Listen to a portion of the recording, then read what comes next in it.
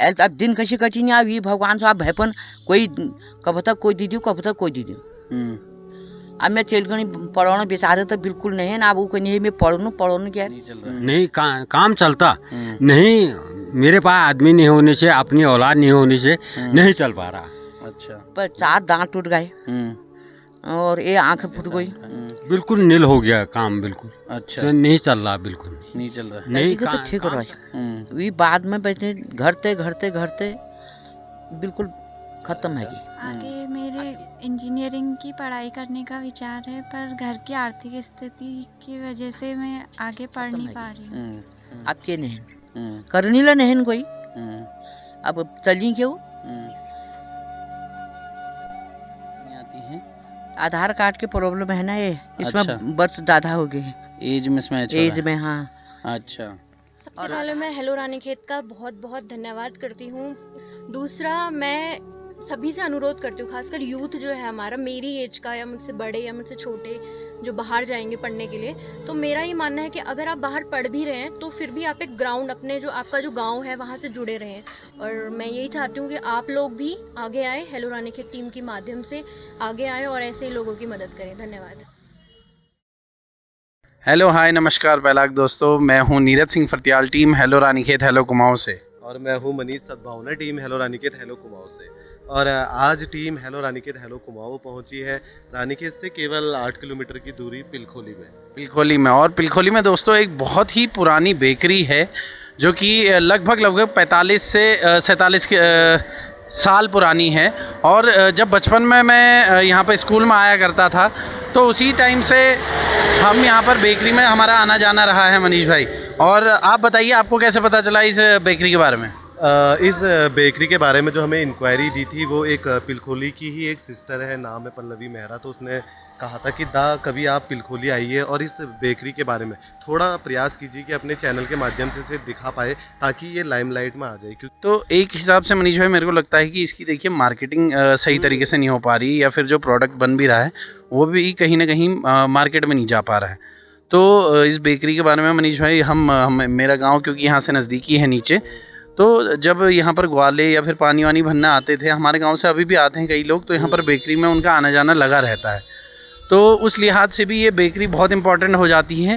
Bakery की पूरी story जानेंगे, वहाँ पर क्या प्रोसीजर होता है और कैसे ये सारी चीज़ें तैयार की जाती हैं, वहाँ से लेके एंड तक का कि अभी बेकरी की क्या स्थिति है, चल रही है या नहीं चल रही है, ये सारी जानकारी लेंगे। आइए चलते हैं।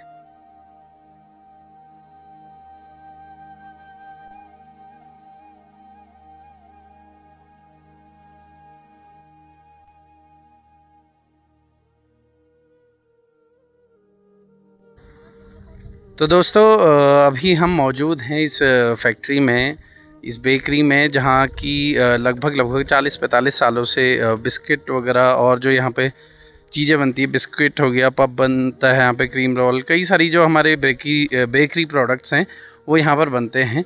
और अभी मेरे साथ मौजूद है पल्लवी मेहरा, जिन्होंने हमें ये इंक्वायरी दी थी यहाँ इस बेकरी के बारे में और यहाँ के जो ओनर हैं उनके बारे में।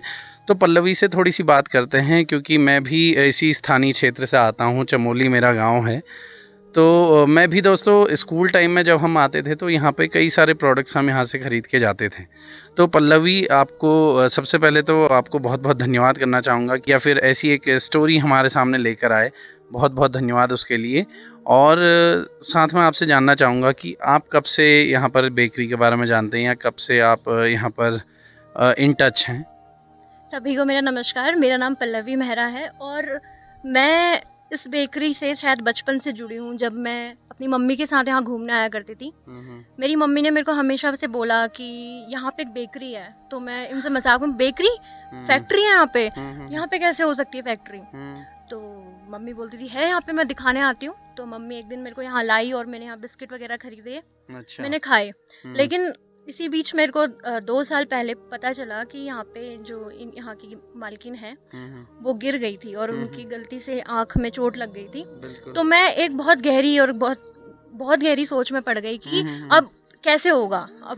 खुद को हाँ, भी दुख होता है जब दुख हम हुआ। ऐसे कुछ लोगों से जुड़े होते हैं जो कि इतने लंबे समय से हाँ। यहाँ पर काम कर रहे हैं, पहाड़ के लिए काम कर रहे हैं कहीं क्योंकि ना इनका रोजगार भी बहुत अच्छा है, लेकिन वहीं पे डिफिकल्ट भी है, उसमें चैलेंजेस भी काफ़ी ज़्यादा है इनके रोजगार में। तो मैं हमेशा से सोच रहा था, लेकिन जब मैंने आप हेलो रानीखेत का प्लेटफॉर्म देखा तो मुझे यकीन था कि ये मेरी बात और मेरी कहानी ज़रूर सुनेंगे। बिल्कुल तो बिल्कुल। तब मैं दिल्ली में थी, तब मैंने भैया लोग आप लोगों से बात करी। तो तब तो फिर मैं कुछ नहीं कर पाई क्योंकि मैं बहुत दूर थी, लेकिन अभी मैं यहाँ थी तो मैं ये मौका छोड़ना नहीं चाहती थी इनके लिए बिल्कुल, मदद बिल्कुल। करने के लिए। तो इसलिए मैंने फिर मदद की यहाँ पे, इनकी कहानी यहाँ पे बताई। इसके लिए तो आपको देखिए सल्यूट करता हूँ मैं कि देखिए आप जैसे ही कुछ लोग हैं समाज में कि जिनके ज़रिए हमें ये सारी चीज़ें पता चल पाती हैं, और हमारा भी एक प्रयास मात्र रहता है कि ऐसी जो स्टोरीज़ हैं वो कहीं ना कहीं लोगों के समक्ष लेकर आएँ, और जो भी हमसे हो सकता है या फिर जो लोग हमसे जुड़े हुए हैं, अगर हम कुछ अच्छा कर सकते हैं उनके लिए, तो उस पे वो बात जो है वो सोने पे सुहागा साबित होती है। यहाँ पर आपने एक केस बताया पल्लवी की, जैसे जो आंटी हैं यहाँ पर, जो ओनर आंटी हैं, उनकी आंख में हो गए, तो ये हादसा कैसे हुआ और आपको कैसे पता? तो दोस्तों आगे बढ़ने से पहले आपको थोड़ी सी जानकारी बेकरी के बारे में भी बता देते हैं। और ये बेकरी लगभग 45 साल पहले से चली आ रही है, और एक समय हुआ करता था कि ये इस बेकरी बहुत ही अच्छी खासी चलती थी और काफ़ी नाम भी था, लोग यहाँ से काफ़ी जो सामान है वो अच्छी मात्रा में यहाँ से ले जाया करते थे। फिर धीरे धीरे दौर बदला दोस्तों, और कहीं ना कहीं साथ में आधुनिकीकरण जब आया तो अलग अलग जगह पर बेकरीज़ खुलती रही। और अंकल के साथ भी एक घटना ऐसी घटी कि देखिए और कोई साथ में उन्हें चलाने के लिए आगे मिला नहीं। और पिछले 2 साल पहले, जैसे पल्लवी ने अभी हमें बताया कि 2 साल पहले वो आंटी के साथ भी एक ऐसा हादसा हो गया कि जिसमें उन्हें अपनी आँख गंवानी पड़ी। तो आज के टाइम पे दोस्तों जब हम बात करते हैं स्वरोजगार की, तो पहाड़ में स्वरोजगार हो रहा है, पलायन हो रहा है, कई सारी बातें हम बोलते हैं, लेकिन आज के जो युवा हैं वो कहीं ना कहीं ऐसे कामों में सम्मिलित होना नहीं चाहते हैं या फिर नहीं करना चाहते हैं।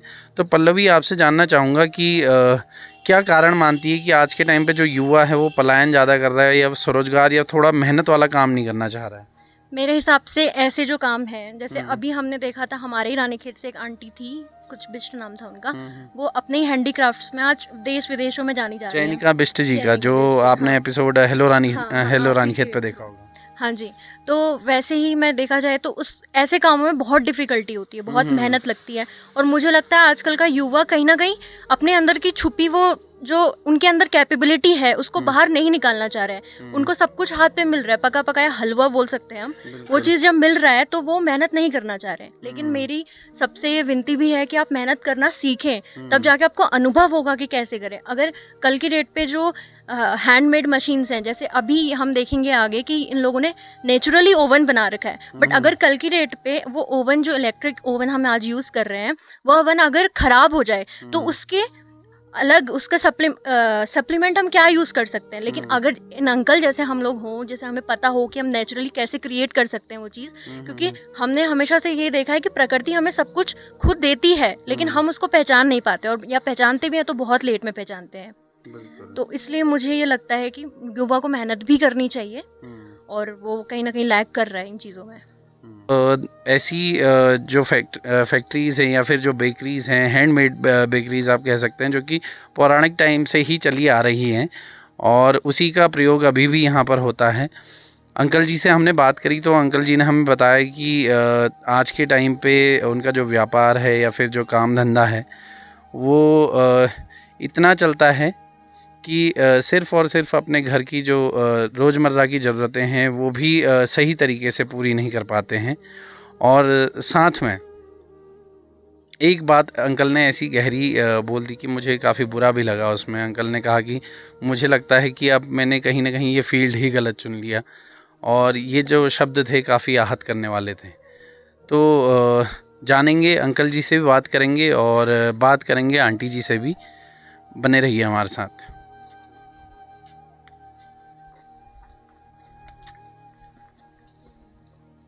तो आमा आपको नाम क्या है? खीमा देवी।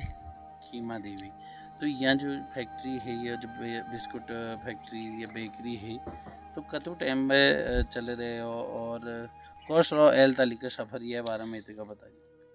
पहली के तो ठीक रहा वी बाद में बैठे घरते घरते घरते बिल्कुल खत्म है कि आपके नहीं करनी ला नहीं कोई अब चली क्यों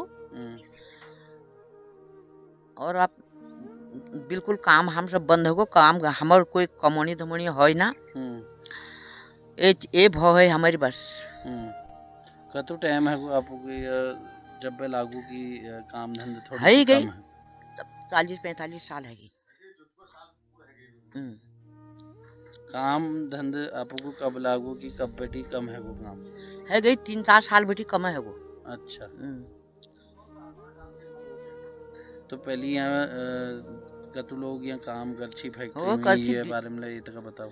लौट एक का धरो हमूल भी कर सी काम और कोई नहीं कर सी। अच्छा काम है कर लीजा उन्ने ना कर सकने रहा कर ली मगर और फेरवाल छी से 2-3 फेरवाल छी इधर उधर जो सामान ले छी फेरवाल तो एल दिनचर्या जब आपको ये ला पता चला कि 2 साल पहले जो छी वो पेड़म बेटी आपको घुरी गई और मैं कहीं ना कहीं अब जो एक आँख छी वो आँख गंवाट ओ पे मैं पेड़म बनी घुरी घाहा दर से राती में मतलब घाव में बेटी का उसका घुरी गई पर 4 दांत टूट गए और ये आँख फूट गई एक घुन में घाव हो गई बड़ ठुल होल है और पूरा बदन में मतलब खून सब जम गई पर यहाँ बेटी इनू रानखे तो लाल मना करती पर वहाँ लिगाई सीधे सुशीला में हम देखी लन के ना उसके खाली अब 108 तो बिहार बापू जाइए तो वहाँ उनुल ढंगल इलाज नहीं कर सुशीला वाला आंला ढंगल इलाज नहीं कर वो तो हमारे में भाई है गई वहाँ तब हमें रह गई वहाँ अदर में कसी गई फिर दोबारा फिर गई वहाँ वो हमारे ग्राम प्रधान भला है तब वो बेचारा सारे चंदे हंदे करवे भी दोबारा इलाज करने भी ले दे दोबारा। तो एल दिनचर्या कशी कटी है एल अब दिन कशी कटी नहीं अभी भगवान से आप भैपन कोई कब तक कोई दीदी कब तक कोई दीदी अब मैं चल गई पढ़ाना बेचारे तो बिल्कुल नहीं है ना अब वो कोई नहीं मैं पढ़ू क्या तो एल का तो 12 पढ़ी हो बाहर पास करी और आगे पढ़ाई अब आगे पढ़ाई में तो कहीं नहीं कर सकना आपू पर दमज नहीं क्यों जब अपन सार खोट हाटू हिटनी हो तब नहीं हो जो तो बिस्कुट पहली बेटी की लगी हमले यहाँ स्कूल जब पढ़ी यहाँ तो वो टाइम पर मतलब यहाँ बेटी काफी बिस्किट वगैरह और जो प्रोडक्ट छी सब ले जाई छी वो खूब चली है इतना जतु फैक्ट्री छी यहाँ सब बंद है गाय हुए आप के नहीं आप तो बिल्कुल बहुत परेशान छो करने लगी हो करनी नहीं हो कोई अब लोनी जब तो के लोनी उन्हें लो उमा नहीं है ना इन्ना लो ऑपरेशन है इसो अब क्या करनी अब चल के करी चली तो सब घर अपना थाक देनी है वो अब को पढ़ाना लिखे मतलब नहीं मेरे बेचारे के नहीं पढ़ाना केल पढ़ाना भाईपन पढ़ाना दे दीनी हमको पालना दे दीनी हम परेशान छे बहुत।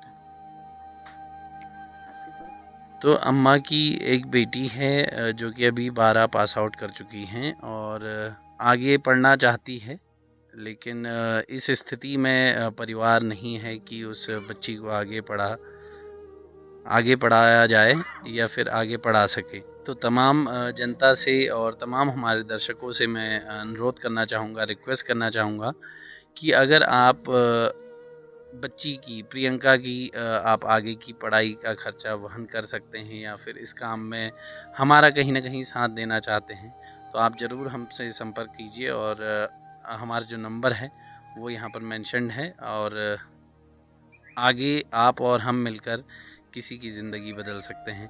और तमाम हमारे भाई बंधु जो कि स्थानीय क्षेत्र से हैं या फिर जो इस कारोबार में हैं कि अपने शॉप से आप ये बेकरी प्रोडक्ट्स बेच सकते हैं और जो स्थानीय लोग यहाँ पर पिलखोली के हैं उनसे भी मैं रिक्वेस्ट करूँगा कि आपके क्षेत्र की एक ऐसी फैक्ट्री जो कि अपने अस्तित्व की अपने वजूद की लड़ाई लड़ रही है उसे कहीं ना कहीं बचाना हमारा फ़र्ज़ बनता है और आप सभी भी इसमें आगे आइए और अम्मा के पास में आके यहाँ पर अंकल के पास आके यहाँ से आप बेकरी प्रोडक्ट्स घर ले जाएं अपने, ताकि जो उनके परिवार की रोज़मर्रा की जो ज़रूरतें हैं उन्हें कहीं ना कहीं वो पूरा कर सकें।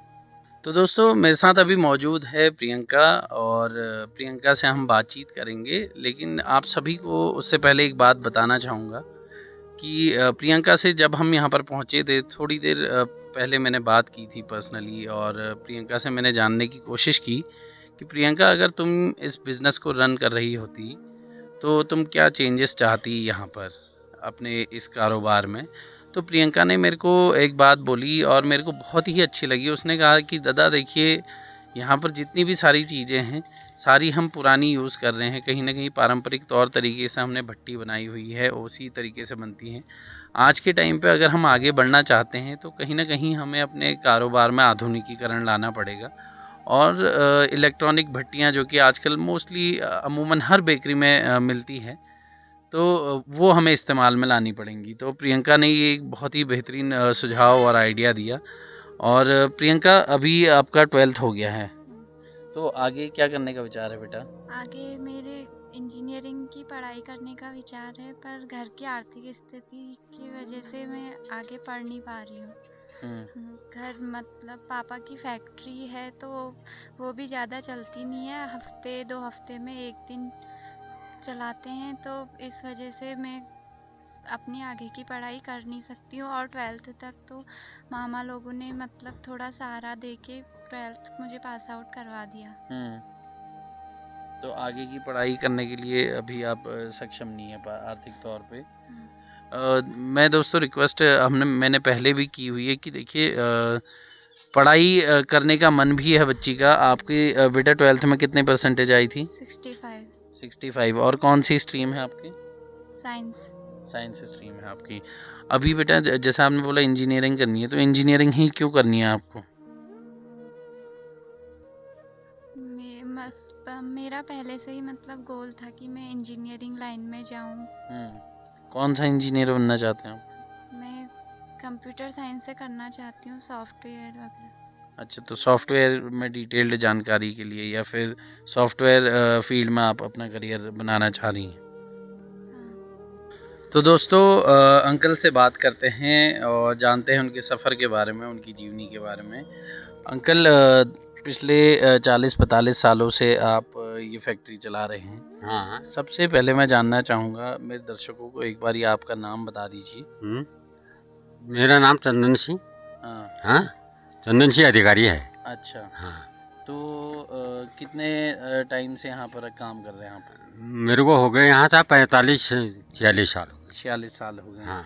अच्छा, पहले यहाँ अभी तो आपने चुंगी पे अपना ही सारी चीज़ें बना ली हैं, लेकिन हाँ। इससे पहले आपकी जो फैक्ट्री है वो नीचे हुआ नी, करती थी। नीचे थी यहाँ। हाँ। हाँ, किराए में थी। किराए में थी। हाँ, किराए में थी। तो अभी ये इस समय पे कैसे चल रहा है, काम धंधा कैसा हो रहा है?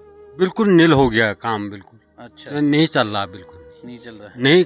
काम चलता नहीं, मेरे पास आदमी नहीं होने से, अपनी औलाद नहीं होने से नहीं चल पा रहा।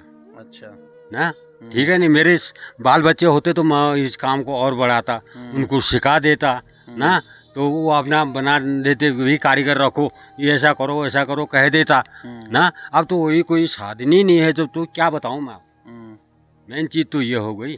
तो यहाँ पे अगर जो हमारे क्षेत्र के युवा हैं, हमारे क्षेत्र का अगर कोई ऐसा आदमी है, ऐसा व्यक्ति है जो एक काम करना चाहता है, तो आप क्या उसे सिखाएंगे? सिखा तो हम देंगे। अच्छा, मतलब जो करने वाला हो, कोई नहीं सीख रहा। नहीं तो इतने 40-45 साल हमको यहाँ पर हो गए, कोई तो सीखता हमारे साथ। कोई भी आपके साथ सीखने नहीं आया? और क्या। अच्छा, अगर कोई काम करने को अगर राजी हो तो आप उसके लिए यहाँ पर उसे सिखाने का भी वो जिम्मा लेंगे ये, और साथ में वो आके यहाँ पे अपनी आपकी जो बेकरी है उसे आगे चला सकता है। हाँ, आपको जो भी एक किराया है, हाँ, किराए बस के तौर पे या फिर जो पैसा है थोड़ा एटलीस्ट जिससे आपकी रोजमर्रा की जिंदगी चल जाए, बस वो आपको दे दे और बाकी आप उसे काम भी सिखाएंगे। बिल्कुल। और भाई सीखा हुआ आदमी अगर अच्छा खासा होगा, अगर मैं करता हूँ कहता है, तब तो हम तो करेंगे किराए में, तो कर ले। अच्छा, बस किराए में कर ले तो अपना कारोबार जैसे भी चलाता है। तो दोस्तों अगर कोई युवा जो यहाँ पर पहाड़ में काम करना चाहता है, बेकरी का थोड़ा बहुत काम जानता हो या फिर अगर नहीं भी जानता है तो अंकल उसे सिखाने के लिए राजी हैं और आपको यहाँ पर बना बुना पूरा सेटअप मिल जाएगा। आपने देखा अभी कैसे अंकल ने जो पारंपरिक तौर तरीके से जो बेकरी पहले से चली आ रही है उसी का पूरा रूप अभी तक भी उसे कायम रखा है।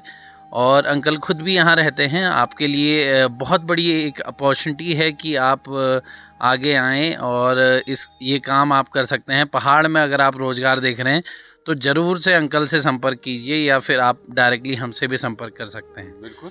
कंक्लूजन ऑफ द स्टोरी अभी तक जितना कि मैं समझ पाया हूँ या फिर जैसा कि मुझे बात करके, अंकल से बात करके, आंटी से बात करके या फिर प्रियंका से बात करके लगा है, तो उसमें कहीं ना कहीं ये है कि दोस्तों पहले तो ये देखिए, कोई हम स्टोरी आज ऐसे कवर करने नहीं आए हैं कि कुछ वो है। मेरी इस फैक्ट्री से खुद भी कई सारी पर्सनल यादें जुड़ी हुई हैं। तो मैं चाहता हूँ कि ये फैक्ट्री कभी बंद ना हो या फिर आगे भी लोग आके इसे चालू अवस्था में रखें। तो एक जो हमें लगता है कि हमें सार्वजनिक तौर पे हम सभी को मिलके इनकी मदद करनी चाहिए, वो है प्रियंका की आगे की पढ़ाई में। तो तमाम जो लोग मदद करना चाहते हैं तो वो आगे आएँ और इस चीज़ में बढ़ चढ़कर हिस्सा लें, ताकि एक बेटी और का हम जो भविष्य है उसे कहीं ना कहीं उज्जवल बना सकें, उसके लिए हम प्रयासरत हैं। दूसरा, वो युवा जो पहाड़ में काम करना चाहते हैं, बेकरी का थोड़ा काम जानते हैं या फिर और अगर सीखने में उन्हें लगता है कि वो बहुत जल्दी ये काम सीख सकते हैं, तो वो आगे आएँ और इस फैक्ट्री में कहीं ना कहीं इसे आगे सुचारू रूप से बनाए रखने में अंकल की मदद करें। और आंटी के हमने पूछा कि उनकी वृद्धावस्था की जो पेंशन है वो आती है या नहीं आती है, तो आंटी ने हमें बताया कि किन्हीं कारणों की वजह से, क्योंकि आधार कार्ड में कुछ एज मिसमैच है, उससे उसकी कारण जो है उनकी पेंशन वो नहीं आ पा रही है अभी तक। तो हम अपनी ओर से प्रयास करेंगे, हम अपनी ओर से कोशिश करेंगे कि आंटी का जो वो नाम करेक्शन है आधार कार्ड में या फिर एज करेक्शन है वो हम करवा पाएँ और कहीं ना कहीं उनकी जो पेंशन है उसे जल्द से जल्द सुचारू रूप से कर पाएँ। तो तमाम दोस्तों को, तमाम दर्शकों को मैं रिक्वेस्ट करता हूँ कि आप सभी आगे आएँ और इस कहानी के सभी किरदारों की मदद करें और हम खुद भी इसके लिए प्रयत्नशील हैं। साथियों, इस वक्त मौजूद है ग्राम सभा पिलखोली में, जो रानीखेत विधानसभा से केवल 8 किलोमीटर की दूरी पे है। और मेरे साथी होस्ट नीरज भाई, जैसा कि अभी आपने देखा कि वो बातचीत कर रहे थे यहाँ पे जो चंदन सिंह जी हैं उनसे और उनकी वाइफ से, और साथ ही उनकी बेटी से बातचीत कर रहे थे। तो पूरी स्टोरी समझने के बाद हमें जो समझ में आया वो ये समझ में आया कि एक वक्त था जब ये बेकरी बहुत ज़्यादा अच्छा ग्रो कर रही थी, लेकिन आज हालात ऐसे हो चुके हैं कि आर्थिक स्थिति थोड़ी कमज़ोर हो चुकी है और उनकी जो बेटी है वो आगे पढ़ना चाहती है, लेकिन उनकी फैमिली कंडीशन ऐसी है कि वो सक्षम नहीं है कि उसे आगे पढ़ा सके। तो इस वक्त हेलो रानीखेत, हेलो कुमाऊं में हमें जितने भी हमारे दर्शक देख रहे हैं, तो सभी से एक रिक्वेस्ट है, सबसे पहले हमें प्रयास करना है कि हम प्रियंका को एक अच्छी एजुकेशन, एक हायर एजुकेशन दिला सके। वो इंजीनियरिंग के फील्ड पे जाना चाहती हैं तो हम उसकी वहाँ मदद कर सके। साथ ही जो उनकी मम्मी है, जो माताजी हैं, उनकी कुछ ऑफिशियली डॉक्यूमेंट्री उनकी पूरी नहीं है, जिस वजह से उनकी पेंशन नहीं लग पाई है। आधार कार्ड में शायद मिस्टेक है, आधार कार्ड में एज मिसमैच होने के कारण से उनकी क्योंकि परिवार रजिस्टर में अलग एज है उनकी और आधार कार्ड में अलग आधार कार्ड में अलग है, तो दोनों अलग अलग एज के कारण उनकी पेंशन लग नहीं पाई। एक लंबे अरसे से वो अपनी पेंशन से वंचित है। तो अगर एटलीस्ट अगर माता और पिता दोनों की पेंशन लग जाएगी तो उनकी घर की जो रोज़मर्रा की जो दिनचर्या है वो उसकी पूरी कर पाएंगे। कहीं ना कहीं यह है कि अगर काम अगर कम भी होता है बेकरी का, तो भी एटलीस्ट अपनी ज़िंदगी के जो काम है वो निपटा सकते हैं। साथ ही जितने युवा हमारे इस वीडियोस को देख रहे हैं या वे लोग जो बेकरी का कार्य जानते हैं लेकिन पहाड़ में करने के लिए जगह ढूंढ रहे हैं या फिर कोई ट्रेनर ढूंढ रहे हैं, तो वो भी यहाँ पे आ सकते हैं, अंकल से बातचीत कर सकते हैं और अंकल उन्हें ट्रेन भी कर देंगे। साथ ही उन्हें लोकेशन भी यहाँ पे दे रहे हैं कि वो अपना बेकरी का काम आगे को चला सके। और साथ ही स्थानीय जितनी बाज़ार है और यहाँ के जितने लोग हैं, तो उन लोग से भी निवेदन करना चाहूँगा। वैसे ये बेकरी रेगुलर नहीं चलती है, हफ्ते में शायद 1 या 2 दिन वो भट्टी लगाते हैं, लेकिन जितना भी वो यहाँ पर प्रोडक्ट तैयार करते हैं, जब भी आप हल्द्वानी से रानीखेत आ रहे हो या रानीखेत से हल्द्वानी की ओर गुजर रहे हो, तो पिलखोली चुंगी से जस्ट कितना मीटर लगभग चुंगी पे ही आप समझ लीजिए, बस आप रोड से थोड़ा सा आपको उतरना है, तो वहाँ पे आके यहाँ से कुछ उनसे खरीदारी भी कर ले, ऐसे भी किसी की मदद करें। तो दोस्तों इस स्टोरी में कैसे हमें मदद करनी है, ये टीम हेलो रानीकेत हेलो कुमाऊं भी इसमें प्रयासरत्न रहेगी, और साथ ही आप लोग के भी सुझाव चाहूँगा कि कैसे हम इस परिवार की मदद कर सकें। तो दोस्तों ऐसी फिर कोई स्टोरी लेके आप लोग के बीच में आएंगे, साथ ही लेके आएंगे उत्तराखंड के किसी सुपरस्टार को या लोकल के किसी टैलेंटेड पर्सन को, या फिर ऐसी ही कोई स्टोरी हमारे समाज से रिलेटेड। तो देखते रहिए हेलो रानीकेत हेलो कुमाऊं। सभी दर्शकों को टीम हेलो रानीकेत हेलो कुमाऊं की ओर से नमस्कार।